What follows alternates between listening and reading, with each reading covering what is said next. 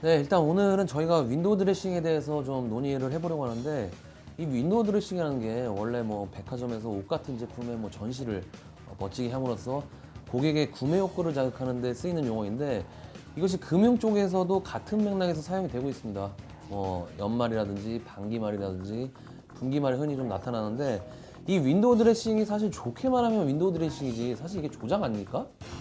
특히 뭐 각 기관들에서 보유하고 있는 펀드나 뭐 종목의 수익률 제고를 위해서 뭐 장마감 동시효과 때 뭐 삼성전자를 끌어올린다든가, 뭐 기관들이 보유한 종목에 대해서 수익률을 끌어올리기 위한 수단인데, 좀 어떻게 보십니까? 이런 문제가 사실 개인 투자자들에게는 좀 쥐약 아닙니까, 이런 게? 솔직히 저는 그렇게까지 반대는 안 해요. 왜냐면 중소형주를 투자하시거나 개별주를 투자하시는 분들 같은 경우에는 이 부분들이 상당히 좀 좋은 측면으로 될 수가 있어요. 왜냐면 어차피 지수를 끌어올리긴 힘들어요. 이게 제일 많이 하는 펀드들이 중소형주 펀드라든지 이제 뭐 이런 쪽에서들 윈도우 드레싱을 많이 하는데, 왜? 중소형주 펀드들이라 봐야 돈 얼마 안 되는 돈으로 금방 끌어올릴 수 있어요. 그리고 금방 차익 실현하고 나올 수가 있기 때문에 우리 그런 부분을 이용할 수 있는 분들, 그러니까 윈도우 드레싱이 어떻게 일어난다라고 인지를 하시는 분들한테는 좋은 방법인데, 이 대표님 말씀해 주신 것과 마찬가지로 까놓고 말하자면 사기치는 거죠. 예, 좋게 보이려고. 왜냐면 보시면 펀드 수익률이라는 것 자체가 나왔을 때 평가가 달라져요. 펀드 매니저들 같은 경우에는 자기 목숨줄이 달려 있고요. 또 회사로 보면 연기금이라든지 펀드 자금들, 그 자금이 겨우 집행되는 그거에 집행되는 시점이나 그 수익률 자체가 그날 수익률로 픽스가 되기 때문에 할 수 없는 거거든요. 펀드 매니저들이. 왜? 자기 명줄이 달려 있는데, 자기 회사에 돈줄이 달려 있는데, 그런 부분을 생각해 보면은 좀 안타깝긴 하죠. 현실적으로도. 어떻게 보면 이 윈도우 드레싱 자체라는 것도 보면 시장에 대해 관심을 좀 더 가지게 되는 뭐 방법론 중에 하나 아니겠습니까?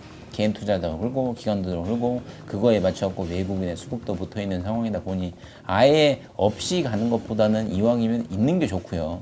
아까 말씀하신 대로 어떻게 보면 불법적으로 하는 거는 맞는 것 같습니다. 지금 상황에서는 윈도우 드레싱 효과는 꼭 필요하다고 생각을 하고 있고, 이왕이면 그게 좀 긍정적으로 시장에 반영되는 방법이 좋지 않을까라고 생각을 하고 있습니다. 근데 윤 대표님도 이렇게 말씀하신 이유가 그걸 거예요, 아마. 이게 긍정적으로 반영이 안 되는 경우가 분명히 있어요. 왜냐면 특히 코스피 시장에서 막 선물 갖고 장난을 친다든가 이래버리면, 왜냐면 선물에서 갑자기 확 끌어올려서 베이시스로 올려버리면 프로그램 낸거 확 들어온단 말이죠. 그러면은 실제로 이득 보는 사람 거의 없습니다. 예, 그런 부분에서 오히려 지수 착각이 들고, 그런 부분에 개미들은 또 뛰어들게 되고 그 시장에, 그게 가장 큰 문제지 뭐 윈도우 드레싱 자체가 나쁘다는 건 아니죠. 일단 저는 이렇게 생각해요. 뭐 기관 투자들이 참 뭐 웃기는 게, 종목별로 수익이 좋으면 이 윈도우 드레싱을 이용해서 이 조작을 할까요? 아니, 저 수익률이 안 좋으니까 하겠죠. 그렇죠. 웬만하면. 그러니까 안 좋으니까, 수익률이 안 좋으니까 뭐 종목 교체를 한다는 핑계를 대고서 이제 뭐 주식을 끌어올린다든가 뭐 이렇게 하는 건데, 저는 뭐 사실 종목은 기억이 안 나는데 포함해서 10%까지 끌어오르는 거 봤어요. 결국에는 그 다음날 이 주식이 뭐 어떤 호재가 있냐, 개인들이 막 찾기 바빠요. 그걸 모르는 무지의 상태에서는 결국에는 개인들이 물량 다 받을 수밖에 없다는 얘기죠. 저 시장 왜곡이 가장 큰 문제죠. 참 좀 황당했던 게, 아까 뭐 선물 얘기해 주셨지만 2011년도죠. 그 도이치뱅크 사태. 그때도 뭐 도이치뱅크 사태 그 콜 매수하고 삼성전자가 끌어올리고, 이런 악순환이 좀 반복이 되는 게 상당히 좀 금융당국에서 좀 강력하게 좀 처벌을 해야 되는데, 사실 어떻게 보면 뭐 기관이나 외국인이나 뭐 윈도우 드레싱 효과로 벌어들인 수익이 뭐 어마어마할 텐데, 누군가가 주가 조작을 하면 부당이득 전액 환수하고 뭐 구속수사까지 다 하면서 외국인들이나 기관들이 윈도우 드레싱 주가 조작해서 처벌된 사례가 기사에서 한 번도 못 봤어요. 이게 도대체 무슨 말도 안 되는 얘기가, 왜 도대체 힘없는 개인들은 왜 이리 치고 저리 치고 해야 되느냐. 미국 있죠. 제가 말씀드린 미국에서는 이 윈도우 드레싱이 불법으로 간주가 돼요. 뭐라고 그러냐면 포트폴리오 펌핑이라는 용어를 많이 사용합니다. 근데 미국에서는 이런 그 윈도우 드레싱이라는 단어를 안 쓰고 이런 펌핑이라는 단어를 쓰는데, 이런 행위 자체를 불법으로 간주를 해요. 근데 예, 저도 궁금한 게 있는데, 이게 우리나라에서 불법인가요? 아니죠. 윈도우 드레싱이라는 것 자체가. 그래서 불법으로 간주를 해서 증선위에서는 어떤 조치를 내리냐, 너무 심하다 싶으면 이걸 제재를 하기 시작해요. 그래서 기관 투자자들한테도 경고를 주고 제재를 합니다. 근데 이게 문제예요. 제재만 하지 특별한 어떤 그 이상의 것이 없다는 게 문제예요. 근데 이게 제재가 되나요? 저는 잘 이해가 안 가는 게 왜냐면은 그냥 제가 일반 개인이라고 칠게요. 그러니까 제가 그냥 펀드 매니저라고 칠게요. 펀드 매니저인데 꼭 그 시기가 그 시기가 하필이면 그렇죠. 분기 말이고 연말이고 뭐 이랬을 뿐이지 나 이 주식이 좋아서 사는데 왜? 라고 하면은 금융당국에서 할 말이 있나요? 딱히? 그러니까 예를 들어서 펀드 매니저가 그 연말에 자신의 이제 보너스 챙기려고 수익률을 끌어올려야 돼요. 그때 타이밍에 맞춰서 그걸 끌어올리는 상황이 벌어지는 거고, 그거에 악순환이 생기는 게 조작까지 되니까 그런 참여 계좌에 내가 먼저 주식을 사놓고 종가 끌어올리면 그때 다 매도하고 그 다음 날부터 차익 실현하고, 그건 불법인데. 그래서 이런 것들이 악용이 되니까 우리나라도 외국인들도 다 우리나라 지금 갖고 노는 거예요. 지금 지수 완전 그냥 지금 사실은 어떻게 보면은 뭐 외국인들에 의해서 움직이고 있지만 이런 윈도우 드레싱 효과가 어떻게 보면 이런 불법적인 일들이 좀 벌어지고 있으니까 피해보는 건 개인이거든요. 그래서 저는 좀 강력하게 좀 금융당국에서 좀 제재를 해야 된다. 저는 좀 그렇게 생각을 합니다. 좀 판단하기가 애매할 것 같아요. 왜냐면은 이게 그냥 가이드라인이 정해지면 뭐 하겠죠. 왜냐면 시장에 뭐 딱 특별한 호재가 없는데 아니 아무리 생각해봐도 이해가 잘 안 되는 게 왜냐면 펀드 매니저가 자기 주관적인 판단을 해서 샀다고 하면 할 말이 없을 것 같아. 자, 그럼 제가 결론을 좀 지어드릴까요? 제가 만약에 정부예요. 그러면 이런 사람들도 있고 이런 사람들도 있죠. 뭐라고 제시할까요? 화생 ELWLP가 호가 제시하듯이 분명히 결론이 있습니다. 어떻게? 윈도우 드레싱을 니네 해도 된다. 니네가 좋다고 샀는데 누가 뭐라고 하겠냐. 다만 애매모호한 가이드라인만 제시할 뿐 결국은 윈도우 드레싱은 지속되지 않을까라고 저는 생각을 해봅니다. 그래서 제가 말씀드리는 게 미국처럼 좀 강력하게 좀 조치를 좀 해야 될 것 같아요. 왜 우리나라가 MSCI 선진국 지수 계속 편입에 실패를 하고 있어요.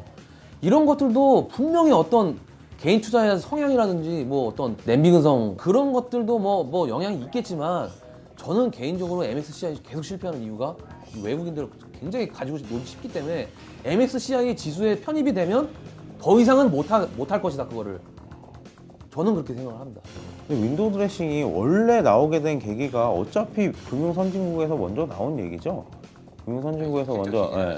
제가 알기로는 이게 미국의 펀드 매니저들이나 그러니까 월가의 펀드 매니저들이 휴가 시즌 즉 8월과 연말 시즌, 크리스마스 시즌 딱 그때 두 번을 했던 걸로 알고 있는데, 근데 그때는 어떤 거였냐면 장이 한참 좋을 때였으니까 윈도우 드레싱이 꼭 이렇게 그러니까 아까 뭐 지수 펌핑 뭐 이런 포트폴리오 펌핑 이런 개념이 아니라 자기들이 휴가를 가고 자기들이 연말이 다가오니까 이제 떠나야 되니까, 근데 장이 한참 좋으니까 뭐라도 그냥 쇼핑을 하고 가놓자 해서 한번 이렇게 쭉 끌어올려서 그 다음에 이제 휴가에 다녀오고 연말이 끝나고 나면 연초에 다시 정리를 한다든가 이런 거에서 이제 비롯된 게 윈도우 드레싱 같은데, 너무 이제 이 대표님 말씀하신 것처럼 국내에서 윈도우 드레싱은 좀 어느 정도 잘못 이해가 되고 외국인들이 너무 좀 우리나라 증시에 좀 참여하는 것이 아닌가라고 생각을 하고, 근데 저 같은 경우에는 사람이 하는 일이잖아요.